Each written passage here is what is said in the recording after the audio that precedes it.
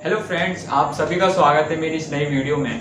आज की इस वीडियो में हम समझेंगे कि रैम और रोम दोनों क्या होते हैं और इन दोनों का क्या अलग अलग वर्क होता है कंप्यूटर और मोबाइल फ़ोन में। एंड आई एम श्योर इस वीडियो को देखने के बाद आपके मन में एक भी डाउट नहीं रहेगा इस टॉपिक को लेकर। तो शुरू करते हैं। सबसे पहले समझते हैं रैम को। तो रैम की जो फुल फॉर्म होती है वो होती है रैंडम एक्सेस मेमोरी।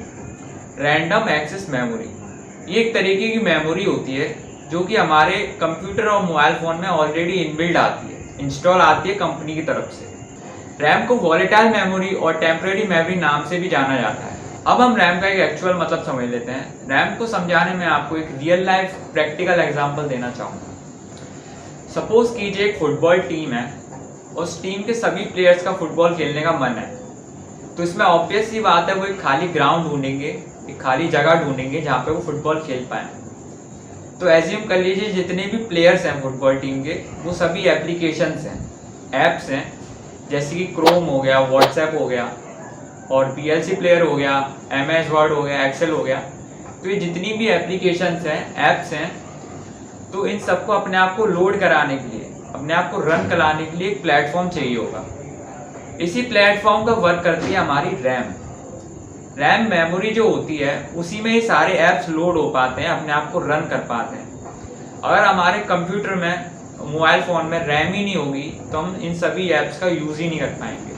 अब हम समझते हैं रैम को वॉलेटाइल मेमोरी, टेम्पररी मेमोरी क्यों बोला जाता है। इसमें आप एक खुद प्रैक्टिकल भी कर सकते हैं। आपको क्या करना है, कंप्यूटर में 2-3 एप्लीकेशंस को ओपन कर लेना है। कोई भी डॉक फाइल ओपन कर लेना, फिर इन सभी एप्लीकेशंस को, डॉक फाइल को बिना क्लोज किए कंप्यूटर को शट डाउन कर देना। तो ये जितनी भी एप्लीकेशंस डॉक फाइल लोड हुई थी वो रैम के बिहाफ पर लोड हुई थी। तो जब आप अपने PC को दोबारा से ऑन करोगे, स्टार्ट करोगे, तो आप देखोगे जितनी भी एप्लीकेशंस आप यूज़ कर रहे थे वो सभी क्लोज हो चुकी होंगी, बंद हो चुकी होंगी। ऐसा इसलिए हुआ क्योंकि रैम में हम सिर्फ डेटा को लोड कर सकते हैं, स्टोर नहीं कर सकते। इसलिए हम इसे वॉलेटाइल मेमोरी या टेम्पररी मेमोरी के नाम से भी जानते हैं।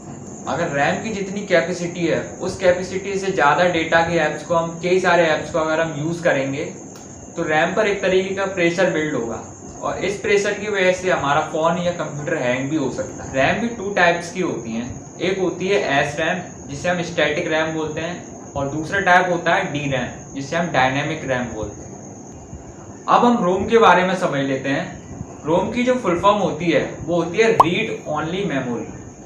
ये भी एक तरीके की मेमोरी होती है और इसे हम नॉन वॉलेटाइल और परमानेंट मेमोरी के नाम से भी जानते हैं। रोम भी कंप्यूटर में इनबिल्ट आती है, ऑलरेडी इंस्टॉल आती है और इसमें जो डेटा होता है वो प्री डिफाइंड होता है। मतलब कि जो कंपनियां होती हैं वो रोम में ऑलरेडी कुछ डेटा स्टोर कर कर बेचती हैं, जो कि जिसे हम चेंज नहीं कर सकते, सिर्फ रीड और एक्सेस ही कर सकते हैं। अब हम रोम का जो वर्क होता है उसे समझ लेते हैं। क्यों हम रोम को सिर्फ रीड कर सकते हैं, इसमें राइट नहीं कर सकते। मतलब कि इसमें जो डेटा स्टोर है उसे चेंज नहीं कर सकते। जैसे कि आप पावर ऑन का बटन दबाओगे तो कंप्यूटर ऑन होगा, वॉल्यूम अप का बटन दबाओगे तो वॉल्यूम बढ़ेगी, डाउन का दबाओगे तो वॉल्यूम कम होगी। कोई भी pen drive, hard disk computer से कनेक्ट करोगे तो वो वर्क करेगी। तो इन सभी कमांड्स की जो कोडिंग है वो परमानेंटली स्टोर होती है रोम के अंदर। तो अगर आप 10 बार 20 बार अपने कंप्यूटर को शट डाउन करके दोबारा ऑन करोगे तो वो उसी बटन से ऑन होगा जिस बटन से वो पहले हुआ था, क्योंकि उस बटन की कोडिंग है वो कंप्यूटर को ऑन करने के लिए की गई है, जो जिसका डेटा परमानेंटली स्टोर है रोम के अंदर। रोम भी 3 टाइप्स की होती हैं। पहला टाइप होता है PROM जिसे हम प्रोग्रामेबल रीड ओनली मेमोरी बोलते हैं।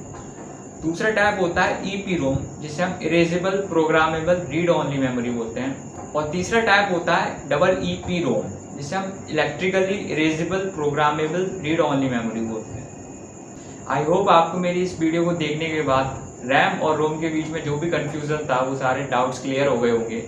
अगर आपको मेरी ये वीडियो पसंद आई हो तो इसे लाइक करना ना भूलें और अपने फ्रेंड्स को ज़्यादा से ज़्यादा शेयर करें। Thank you.